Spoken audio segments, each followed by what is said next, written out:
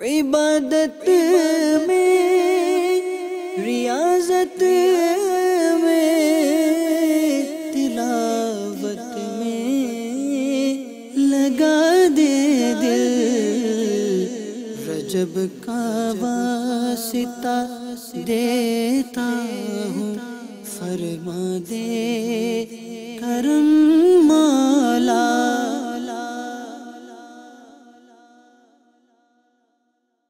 الحمدللہ رب العالمین، والصلاة والسلام علی سید المرسلین، اما بعد، فاعوذ باللہ من الشیطان الرجیم، بسم اللہ الرحمن الرحیم۔ الصلاة والسلام علیک یا رسول اللہ، وعلی آلک واصحابک یا حبیب اللہ۔ الصلاة والسلام علیک یا نبی اللہ، وعلی آلک واصحابک یا نور اللہ۔ میٹھے میٹھے اسلامی بھائیوں اور مدنی چینل کے ناظرین، اللہ عز و جل کے پیارے حبیب لبیب صلی اللہ تعالی علیہ وآلہ وسلم کا فرمان رحمت نشان ہے، جو مجھ پر شب جمعہ اور روز جمعہ یعنی جمعرات کے غروب آفتاب سے لے کر جمعے کے سورج کے ڈوبنے تک 100 بار درود شریف پڑھے تو اللہ تعالیٰ اس کی 100 حاجتیں پوری فرمائے گا، 70 آخرت کی اور 30 دنیا کی۔ صلو علی الحبیب صلی اللہ تعالی علی محمد۔ میٹھے میٹھے اسلامی بھائیوں، حضرت سیدنا عمر بن عبدالعزیز علیہ رحمت اللہ العزیز رات کے وقت مسجد میں گئے۔ وہاں ایک شخص سو رہا تھا کہ اندھیرے میں اسے آپ کے پاؤں کی ٹھوکر لگ گئی۔ اس نے جھلا کر کہا، انت مجنون، یعنی کیا تم پاگل ہو؟ آپ نے فرمایا نہیں۔ اب جو خادم ساتھ تھا اس نے اس شخص کو اس گستاخانہ انداز پر کچھ کہنا چاہا تو حضرت سیدنا عمر بن عبدالعزیز رحمت اللہ تعالی علیہ نے اس شخص کو، اس خادم کو روک دیا اور فرمایا کہ اس نے صرف مجھ سے یہ پوچھا تھا کہ تم پاگل ہو، تو میں نے جواب دیا تھا کہ نہیں۔ میرے میٹھے میٹھے اسلامی بھائیوں، ہمارے بزرگان دین رحمت اللہ تعالی علیہم کا اخلاق کس قدر پاکیزہ اور عمدہ ہوا کرتا تھا کہ مقابل اگر کوئی کمزور شخص ہوتا تو ان کے لہجے میں نرمی آ جاتی، اور ایک ہم ہیں کہ ہمارا غصہ بڑا عقل مند ہے کہ جوں ہی کسی کمزور شخص کو ہم مقابل میں پاتے ہیں تو ہمارا غصہ اس کو دیکھ کر خوب پھلتا پھولتا اور چیختا چنگھاڑتا ہے۔ میٹھے میٹھے اسلامی بھائیوں، عبادت کے بیج بونے کے اس مہینے میں آج ہم جس نیکی کے بارے میں سنیں گے وہ ہے غصہ پینا۔ پہلے یہ سن لیجئے کہ غصہ اصطلاحی اعتبار سے کہتے کس کو ہیں۔ چنانچہ مرآت المناجی کی 6 جلد میں ہے کہ غضب یعنی غصہ نفس کے اس جوش کا نام ہے جو دوسرے سے بدلہ لینے یا اس کو دور کرنے پر ابھارے۔ غصہ اچھا بھی ہوتا ہے اور برا بھی۔ اللہ عز و جل کے لیے غصہ اچھا ہے۔ پھر مزید ارشاد فرماتے ہیں، اور برا بھی ہوتا ہے جیسے وہ غصہ جو نفسانیت کے لیے کسی پر آئے۔ تو میرے میٹھے میٹھے اسلامی بھائیوں، بدلے کی طاقت رکھتے ہوئے بھی کسی کے نازیبا رویے، نامناسب سلوک یا زیادتی کے جواب میں کچھ نہ کہنا، اس کو برداشت کر جانا، یہ بڑے دل والوں کا ہی حصہ ہے۔ غصہ پینے کی فضیلت سنیے فرمان مصطفیٰ صلی اللہ تعالی علیہ وآلہ وسلم ہے کہ جس شخص نے غصہ ضبط کر لیا باوجود اس کے کہ وہ غصہ نافذ کرنے پر قدرت رکھتا تھا، تو اللہ تعالیٰ اس کے دل کو سکون اور ایمان سے بھر دے گا۔ یعنی اگر کسی کی طرف سے تکلیف پہنچ گئی اور غصہ آ گیا، یہ بدلہ لے سکتا تھا، مگر محض رضائے الہی عز و جل کی خاطر غصہ پی گیا تو اللہ تعالیٰ اس کو سکون قلب عطا فرمائے گا اور اس کے دل کو نور ایمان سے بھر دے گا۔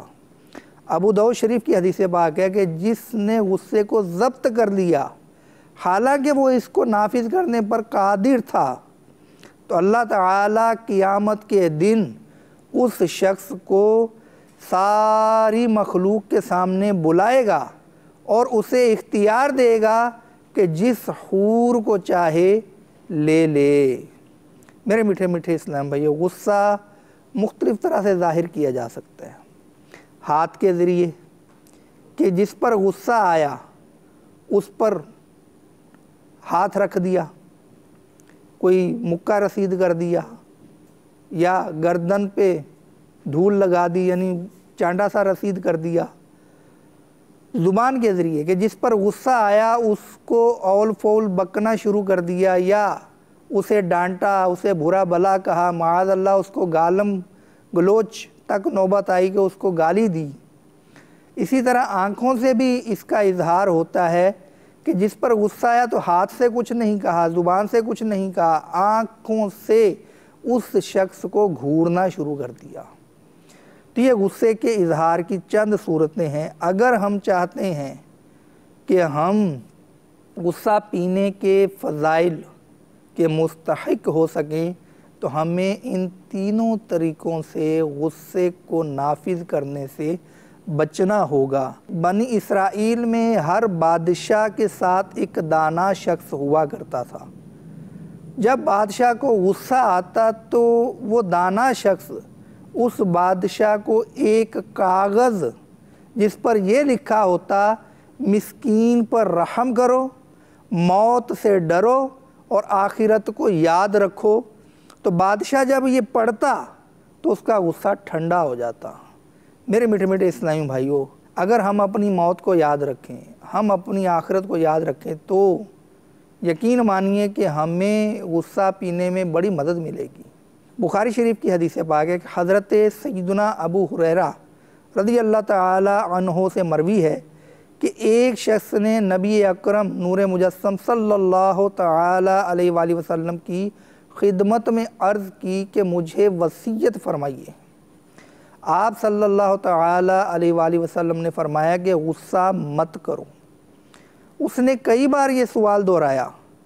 آپ صلی اللہ تعالی علیہ وآلہ وسلم نے ہر مرتبہ یہی جواب دیا، لا تغضب، یعنی غصہ مت کیا کرو۔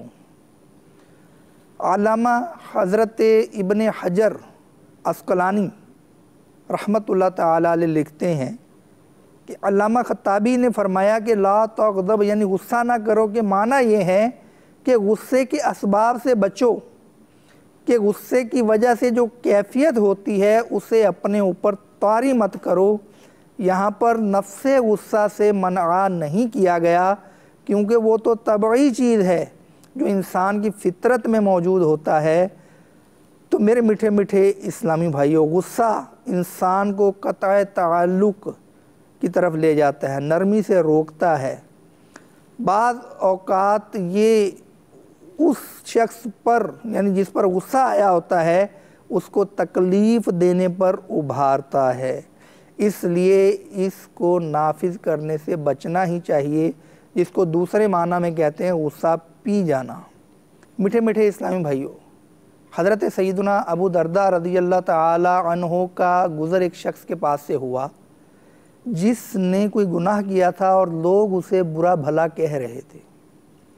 آپ رضی اللہ تعالی عنہ نے لوگوں سے ارشاد فرمایا کہ تمہارا کیا خیال ہے کہ اگر یہ شخص کنویں کے اندر گرا ہوا ہو اور تم اس کو دیکھو تو اس کو نکالو گے یا نہیں؟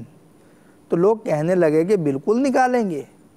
تو فرمایا اپنے بھائی کو برا بھلا مت کہو اور اللہ تعالیٰ کا شکر ادا کرو کہ اس نے تمہیں اس گناہ سے محفوظ رکھا ہے۔ لوگوں نے پوچھا حضرت آپ کو اس پر غصہ نہیں آ رہا؟ فرمایا مجھے صرف اس کے عمل سے یعنی گناہ سے نفرت ہے، اگر یہ برے کام چھوڑ دے تو میرا بھائی ہے، مطلب یہ کہ گناہ سے نفرت ہے، گناہگار سے نفرت نہیں ہے۔ میرے میٹھے میٹھے اسلامی بھائیوں، آخر پہ ایک وظیفہ، اگر افسر یا سیٹھ بات بات پر غصہ کرتا ہو اور جھاڑتا ہو تو اٹھتے بیٹھتے ہر وقت یا حیو یا قیوم یا حیو یا قیوم پڑھتے رہیے اور تصور میں اس افسر یا سیٹھ کا چہرہ لاتے رہیے، انشاءاللہ تعالی وہ آپ پر مہربان ہو جائے گا۔ اللہ تبارک و تعالی ہمیں عبادت کے بیج بونے کے اس مہینے رجب المرجب میں غصہ پی جانے کی نیکی پر بھی استقامت عطا فرمائے، آمین بجاہ النبی الامین صلی اللہ تعالی علی محمد، صلو علی الحبیب صلی اللہ تعالی علی محمد۔ عبادت میں، ریاضت میں، تلاوت میں لگا دے دل، رجب کا واسطہ دیتا ہوں، فرما دے کرم مولا۔